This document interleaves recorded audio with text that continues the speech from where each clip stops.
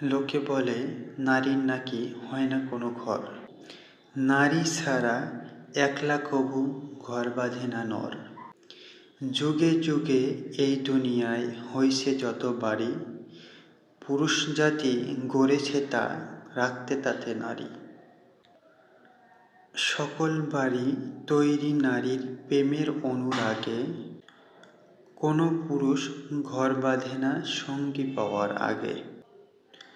নারীর প্রেমের পরশ পেতে হইতে নারীর বর, পুরুষ জাতি কষ্ট করে বানায় বাড়ি ঘর। পুরুষ জাতি যত বাড়ি বেঁধেছে এইভাবে, সব বেঁধেছে নারীর নিশি সঙ্গী হওয়ার লোভে। নারীর প্রেমের নারীর ছোঁয়ার স্বাদ না এলে মনে, কোনো পুরুষ বাঁধত না ঘর, ঘুরত বনে বনে।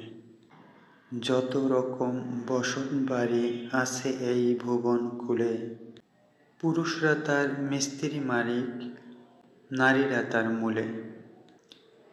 নারী হলো বাড়ির শোভা, নারী বাড়ির প্রাণ, পুরুষরা তার কর্তা মালিক, রক্ষী দারোয়ান। নারীর নাকি হয় না বাড়ি অমূলকেই দাবি, নারীর হাতেই থাকে রে ভাই সকল বাড়ির চাবি। নিজের টাকায় নিজের শ্রমে বাঁধে যে ঘর নরে, নরের চেয়ে নারী সেথা বেশি বিরাজ করে।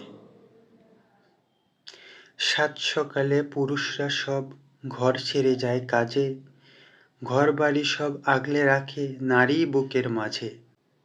দিবানিশি অষ্টপ্রহর গৃহে কাটায় যারা, পায় না ভেবে কেমন করে হয় সে গৃহহারা। পুরুষরা হয় বাপের ভিটার উত্তরাধিকারী, পিতার গৃহ স্বামীর গৃহ দুই গৃহ পায় নারী।